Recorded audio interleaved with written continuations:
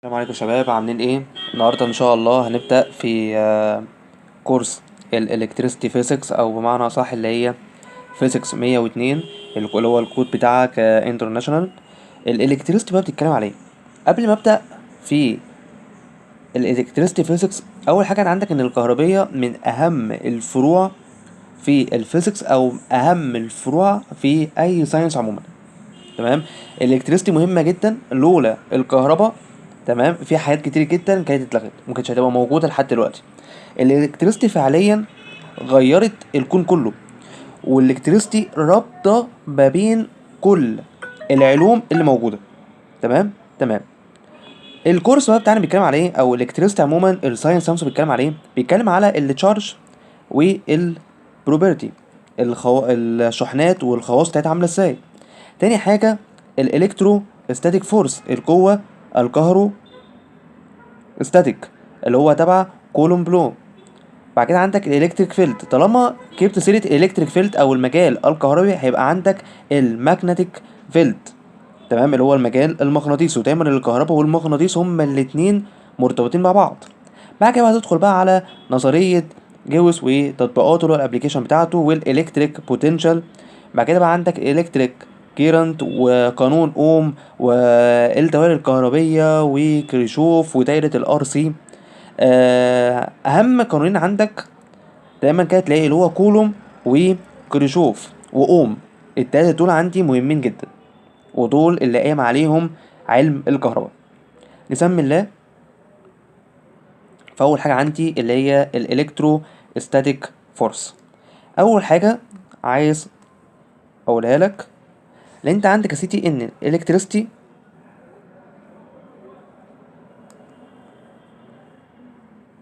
بتتقسم عندي لحاجتين. الكهرباء في منها حاجتين، في منها ستاتيك وفي منها دايناميك. تمام، يبقى انا عندنا ان الالكتريستي نوعين، في منها ستاتيك وفي منها دايناميك. واحنا عارفين ان على طول كلمه ستاتيك يعني حاجه ساكنه مش بتتحرك، الدايناميك حاجه فيها حركه. تمام تمام. فلما اجي انا اقول لك بقى، احنا مالناش دعوه دلوقتي بالدايناميك. لما اجي اقول لك بقى الكترو ستاتيك، يبقى انا كده قصدي على ايه؟ لما اجي اقول لك بقى الكترو ستاتيك هنا بقى، دي بتبقى اختصار. كلمه الكترو معناها الكتريستي، يبقى كلمه الكترو معناها الكتريستي. تمام. ستاتيك اللي هي جايه من ايه؟ من الاستاتيك اللي هي الساكنه. يبقى احنا هنا بقى اهم حاجه عندي ايه؟ والله انا هنا اهم حاجه عندي اللي هو الالكترو ستاتيك فورس. تمام تمام.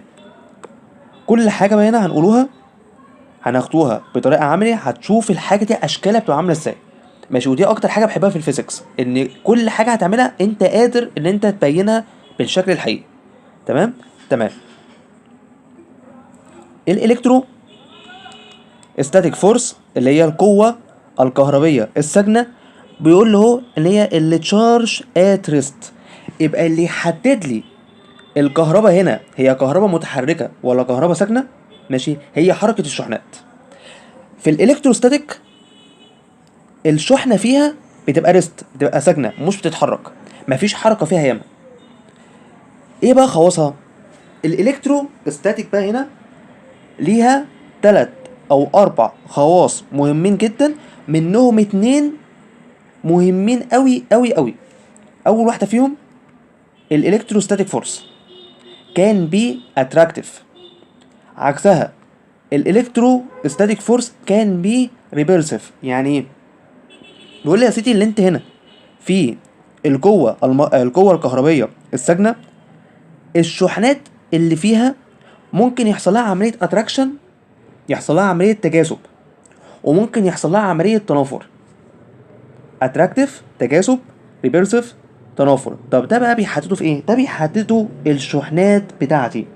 وتبعا للقانون العام والمشهور، الشحنات المتشابهة تتنافر، والشحنات المختلفة تتجاذب، أو الاجسام المتشابهه تتنافر والاجسام المختلفه تتجاذب. يعني انا دلوقتي طالما بتكلم على تشارج، طالما انا بتكلم على تشارج، فانا عندي بقى انت اي تشارج عندك هما حاجتين اللي هي البوزيتيف والنيجاتيف.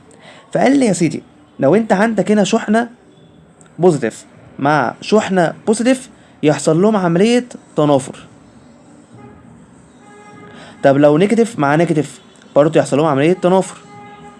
طب انت بقى لو معاك هنا بقى بوزيتيف مع نيجاتيف، لا بوزيتيف مع نيجاتيف هما الاتنين يحصل لهم ايه بقى؟ عمليه تجاذب، هما الاتنين كده يمسكوا في بعض. تمام. وده اللي بيحصل عندي مع الاجسام او مع الشحنات، وزي ما هنقوله في القانون دلوقتي. بس انت خليك معايا ان الالكترو ستاتيك فورس ديت اللي هي كان بي اتراكتيف، الكهرباء بتتجاذب مع بعضها وريبلسيف بتتنافر مع بعضها. الالكتروستاتيك فورس لما بتحصل عادي جدا في الفراغ، يعني مش لازم يكون عندك وسط يساعدها، لا عامله شويه الضوء. تمام. اللايت بيمشي في الفراغ بدون وسط مادي او من غير اي حاجه تعوق حركته، بيمشي في خط مستقيم وبسرعه ثابته اللي هي سرعه الضوء 3 في 10 اس 8.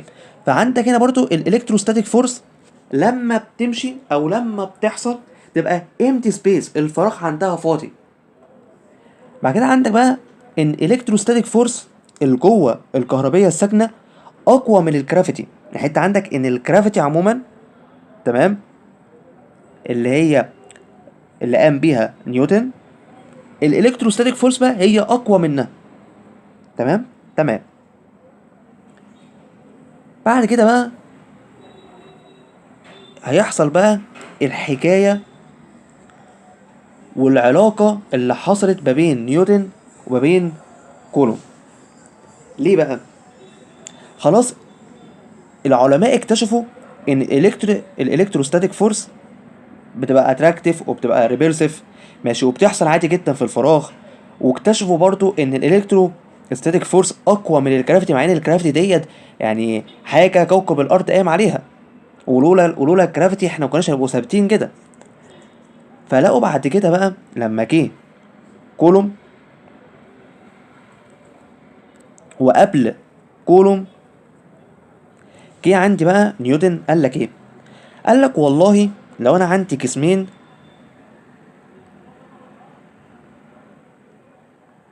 بالشكل دوت، ادي كده الجسم الاولاني بتاعي، ده الجسم الاولاني، وعندي هنا الجسم التاني،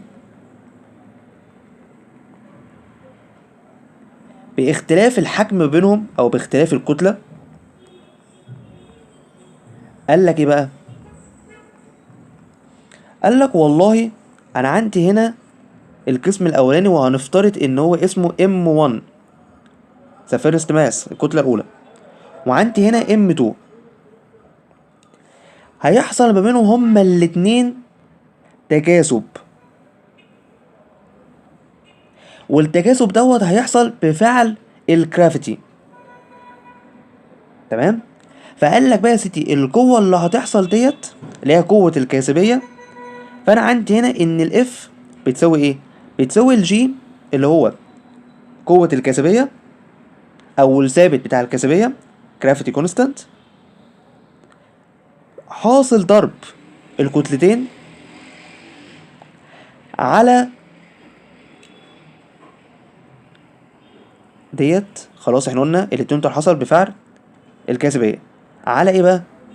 قال لك الحتتين دول المسافه بينهم اللي هي التي، فقال لك يا سيدي هيبقى على تي سكوير. يعني نيوتن جه قال طالما انا عندي جسمين والجسمين دول مختلفين في الشحنه، تمام، او جسمين مختلفين عموما، اي جسمين مختلفين هيحصل ما بينهم اتراكشن. ده اللي هو الكتله الاولى، ده الكتله الثانيه، المسافه ما بينهم هما الاثنين هي التي اللي هي الديستانس. فهتبقى عندي بقى ان القوة بتاعتي بتساوي ثابت الجاذبية في حاصل ضرب القوتين على مربع المسافة. وده كان اسمه يونيفرسال لو، اللي هو القانون الكوني، يونيفرسال. تمام. ليه بقى اسمه يونيفرسال؟ اللي ده ممكن برضو بيقوم عليه الكواكب الشمسية. ما هو ازاي الارض بيدور حوالين الشمس، تمام، وازاي عطارد وكل المجموعة الشمسية بتدور حوالين الشمس. طب المسافة اللي ما بينهم، طب ده كان بفعل ايه، والحاجات دي كلها. طب دوت القانون. طب هو بقى في الحقيقة عامل ازاي؟ تعالوا نشوفه. هنا يا سيدي المجموعة الشمسية زي ما انت شايف،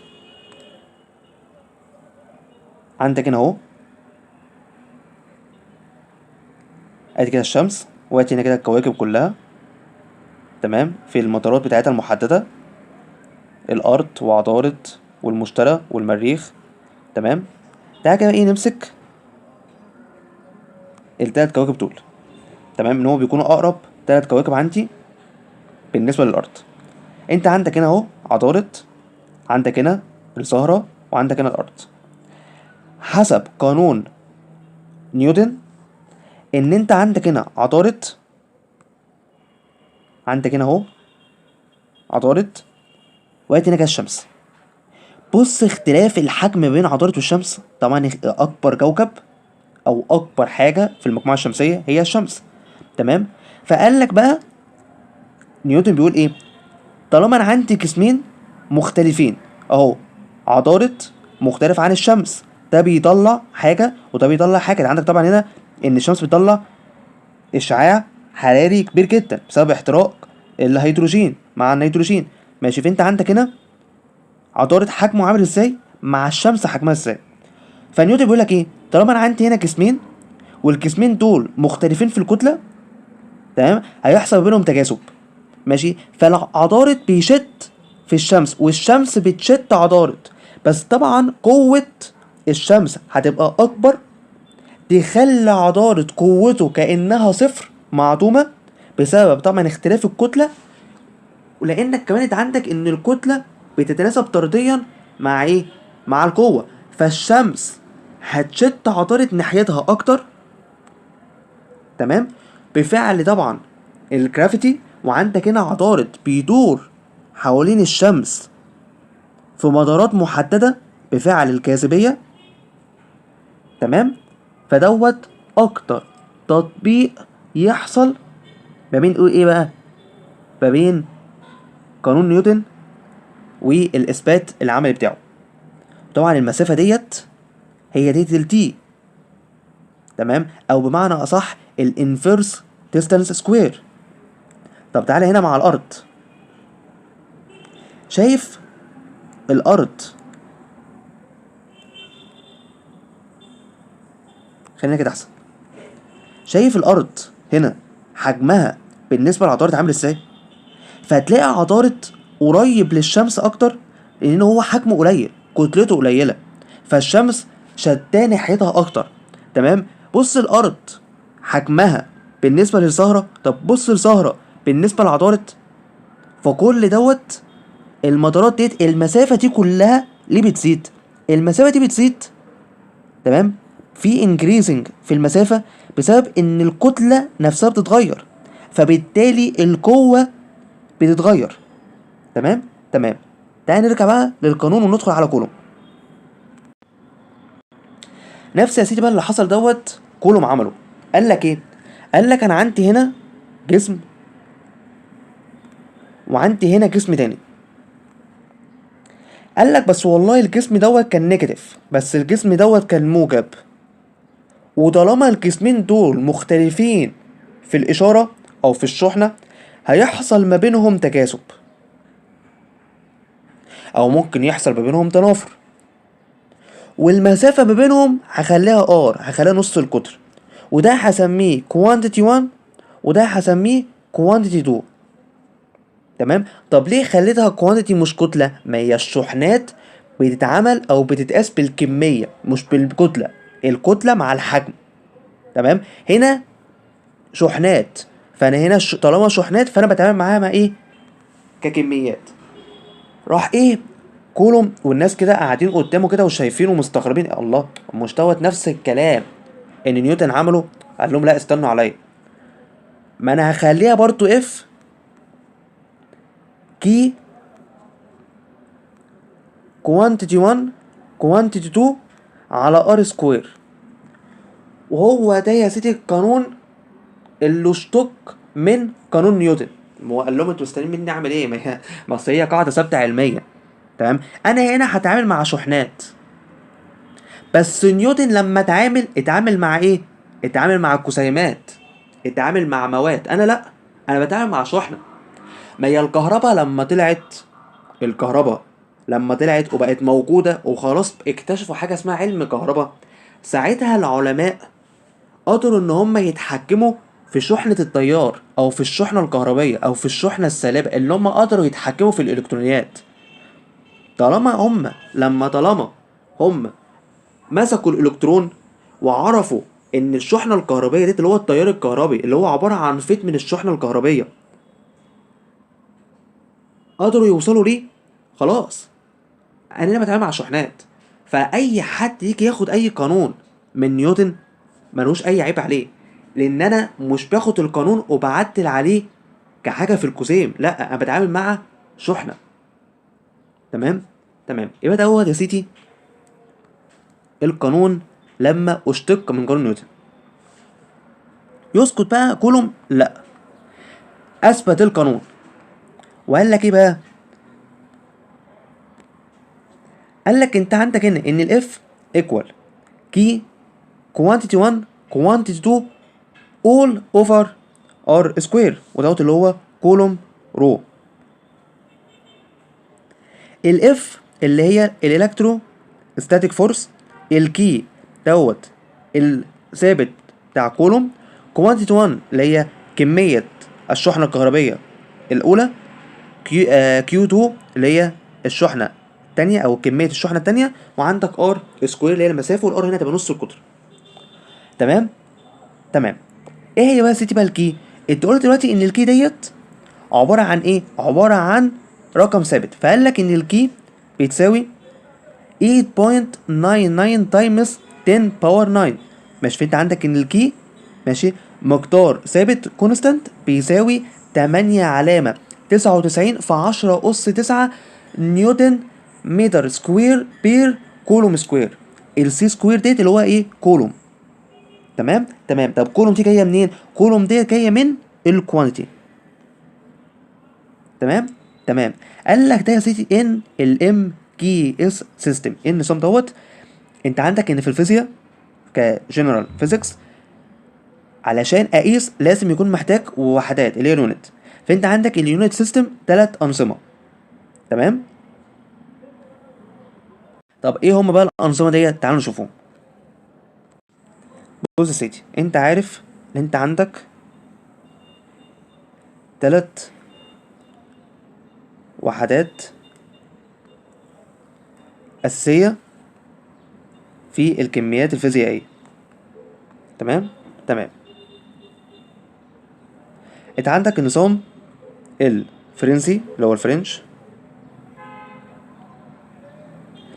وعندك النظام البريتش اللي هو البريطاني، وعندك النظام الدولي اللي هو الانترناشونال. الكميات الاساسيه بتاعتك اللي هي الماس واللينس الطول والتايم. الفرنسي كان بيقيس، فرنسا كانت بتقيس الكتله بالجرام، كانت بتقيس الكتله بالجرام. البريتش كان بيقيس الكتله بالبوينت او بالبوند. تمام. اللينس بقى فرنسا كانت بتقيس الطول بالسنتيمتر، بس البريتش كان بيقيسوا بالفيت بالقدم. التايم هنا كان بالسكند عادي جدا، وهنا كان بالسكند عادي جدا. راح جاي بقى الانترناشونال بقى قالوا لا، قال لك احنا هنوحد الوحدات بتاعتي، هنخلي الماس بالكيلو جرام ككتله كبيره، اللينس هخليه بالمتر، تمام، التايم هيبقى زي ما هو بالسكند. تمام تمام.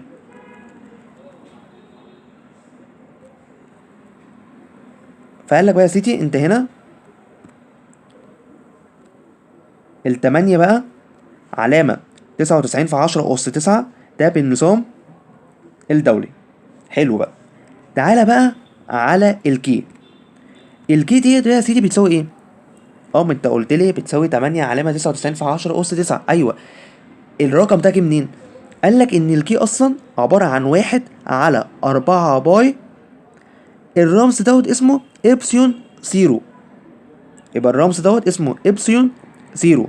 إبسيون ده لاتيني. تمام.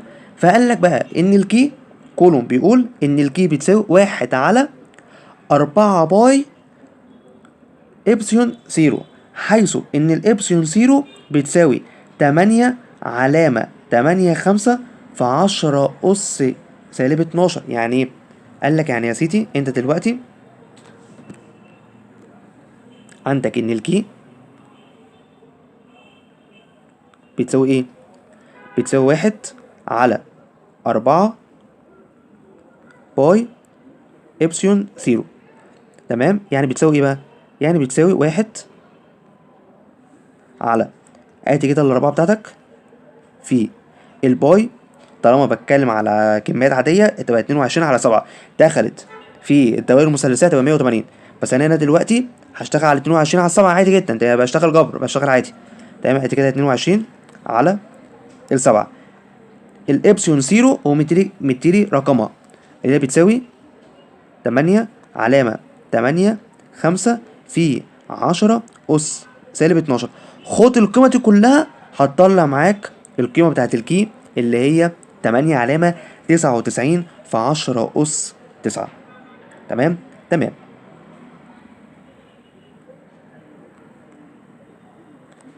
بص بقى يا سيدي،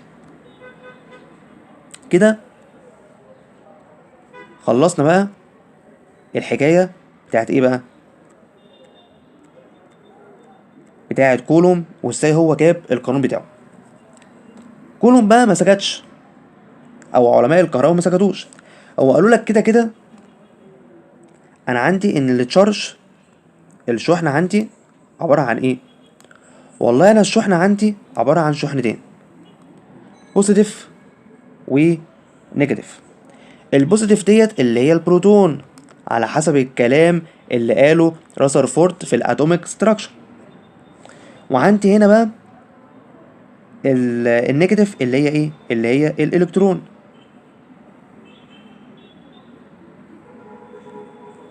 ليه؟ لان راسرفورد قال لك ان الاتوم is consisting from 3 subatomic atom او 3 subatomic particles. يعني ايه؟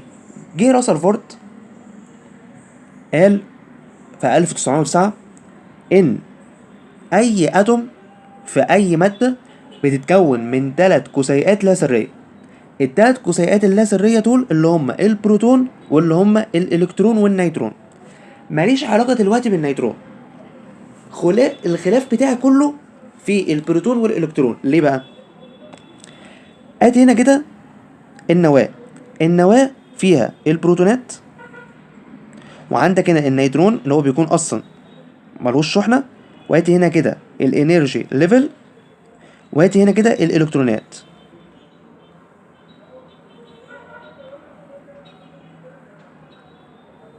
تمام تمام. انت عندك ان اي اتوم بتكون متعادله كهربيا. ليه بقى متعادله كهربيا؟ قال لك يا سيدي متعادله كهربيا لان عدد الشحنات السالبه بيساوي عدد الشحنات الموجبه. تمام. فدوت بقى اللي العلماء بتوع الكهرباء وبرضه كي كولوم ويتعامل معاه. يبقى اصلا الكهرباء موجوده حتى في الاتوم. ليه؟ لان بيحصل عندي هنا تجاذب ما بين، بيحصل اتراكشن ما بين البروتون وبين الالكترون. ليه بقى؟ ده عددهم هو ده، عدد البروتونات بيساوي عدد الالكترونات، فكل بروتون بياخد الكترون. تمام تمام. فجه بقى قال لك ايه؟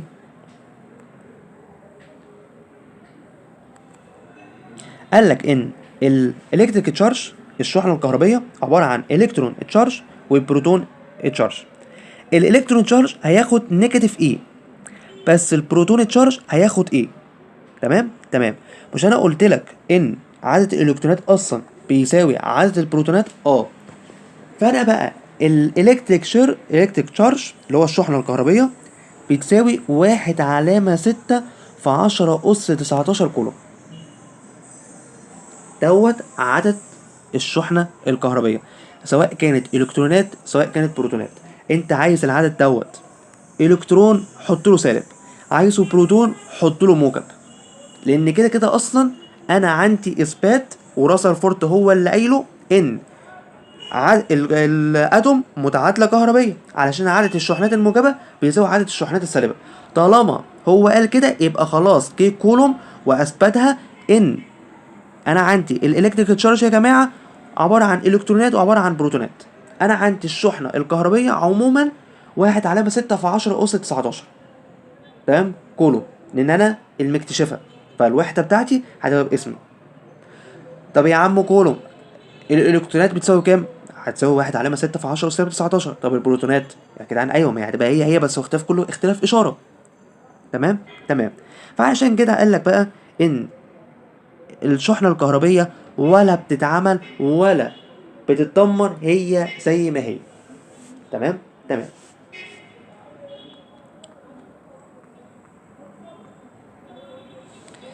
هنا بقى الجزء بتاع ايه بقى؟ المقارنه ما بين الالكتروستاتيك فورس وما بين الجرافيتي. يبقى انت عندك هنا الالكتروستاتيك بتساوي ايه بقى؟ بتساوي هنا الاف اي اللي هي كي، اللي هي بتساوي 8 علامه 99 في 10 اس 9. ماشي. كيو 1 كيو 2 كل دوت على ار سكوير، وده كان كولوم لو. قال لك بس القانون القوه الكاسبيه بتساوي ايه بقى؟ اف جي بتساوي جي ام 1 ام 2 كل دوت على ار سكوير. وعندك هنا ان الجي ثابت الجاذبيه بتساوي 6 علامه 6 7 في 10 اس 11. طب ليه هنا قلت اف اي؟ اف اي اللي هي القوه بتاعت ايه؟ الالكترو بتاعت الكهرباء.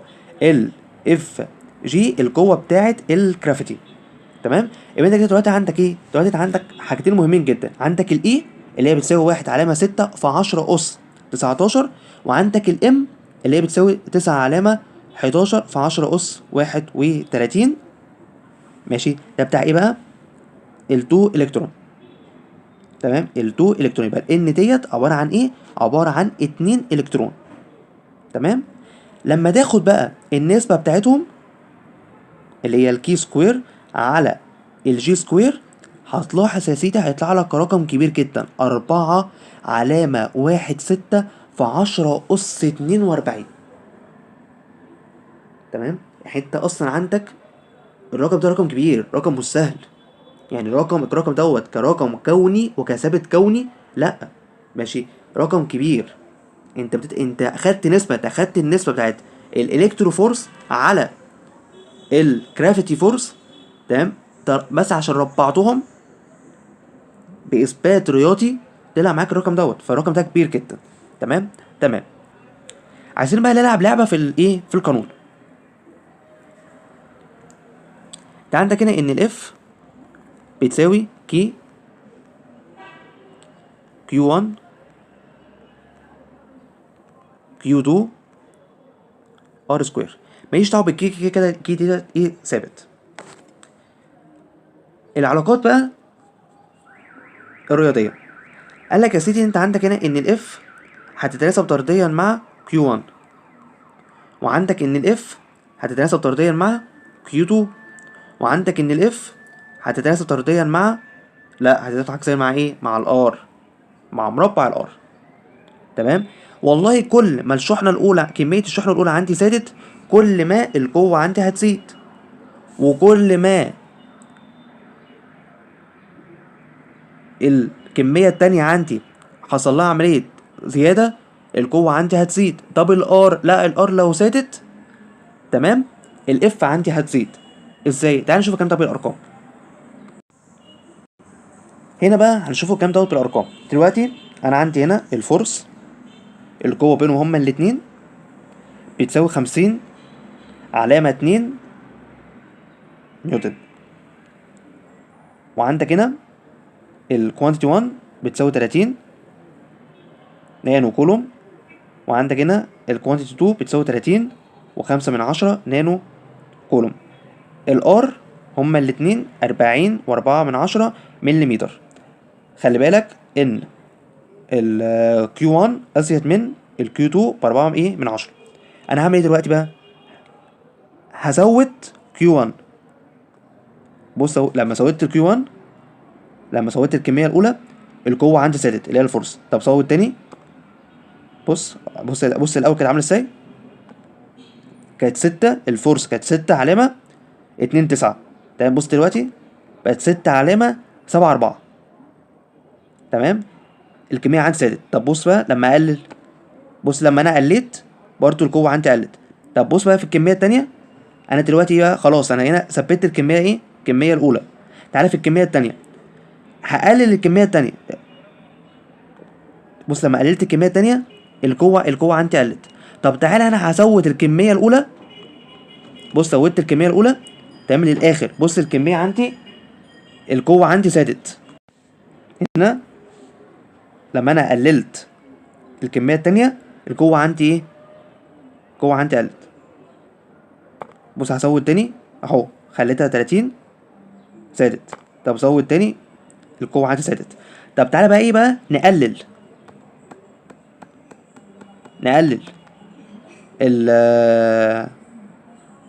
الكميتين كده. أنا قللت الكميتين خالص. تمام، تعالى بقى قلل كمان في الار. بص لما اقلل في الار القوه نزلت خالص. بص عمال اقلل. تمام، هو دوت بقى ايه الشكل عندي بالقانون. طب تعالى نزود.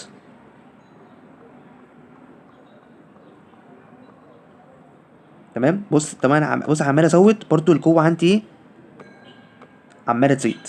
يبقى ايه كل دول العوامل اللي بتاثر ايه، اللي بتاثر عندي. تمام، تعالى نزود في المسافه.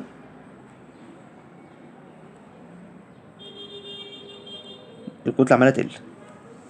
تمام، بص يعني المسافه عندي هنا 45. بص القوه بقت كام، بقت 7. طب نقلل اكتر، نزود اكتر، بقت 5. نزود اكتر بقت 4. يعني بص خلاص المسافه عندي هنا عماله ايه، عماله تزيد. راحت القوه كلها عندي قلت بالرغم ان الكميتين عندي ايه، كبار. كده العلاقه بتاعه قانون كولوم والعلاقه بتاعه نيوتن، والعلاقه ما بينهم هما الاتنين عملوا ازاي، وازاي ده جه من ده وده اشتق ازاي. تمام. كده بقى خلصنا الحكايه بتاعه ايه بقى، كولوم ونيوتن. وكولوم اخد ايه من نيوتن. طب نيوتن لما كان بيتكلم على قانون الجاذبيه واليونيفرسال، طب ليه الكواكب حوالين الشمس والكلام ده كله. هنا بقى الوحدات بتاعتي.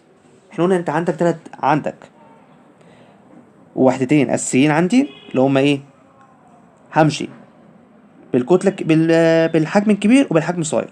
والله انت عندك هنا ان الفورس اصلا قانون القوه بيساوي ايه، بيساوي ام في ايه اللي هي كتله في عجله. الوحده بتاعتها بتبقى نيوتن، والنيوتن بيساوي كيلو جرام متر لكل ايه، ثانيه تربيع، اللي هو بيساوي 1 نيوتن. طب انت عندك الورك، الشغل بيساوي اف تي. تمام، والقانون والوحده بتاعت الورك اللي هو الجول. طب الجول بيساوي نانو متر. طب ما النانو متر بيساوي كيلو جرام متر سكوير على الثانيه سكوير، وده بيساوي 1 جول. طب عندك الالكتريك تشارج يا سيتي اللي هي ايه، اللي هي الكوانتيتي، والكوانتيتي الكميه بتاع الوحده بتاعتها اللي هو كولوم اللي هو بيساوي 1 سي. فبالتالي بقى خلاص انت قلت ان الاف بتساوي ايه، بتساوي كيو 1 كيو 2 كل دوت على ار سكوير وعندك هنا ان الكي بتساوي اصلا نيوتن متر سكوير على السي سكوير اللي هو الكتريك تشارج، ده في الام كي سي سيستم اللي هو ايه البريتش. طب انا لو اكيد بقى على الفرنسي اللي هو سنتيمتر جرام سكند، هو يا سيدي، بس انت هنا بقى عندك ان الفورس الوحده بتاعتها هتبقى 1 تاين، وال1 تاين بيساوي جرام في سنتيمتر، كل دوت على السكند سكوير.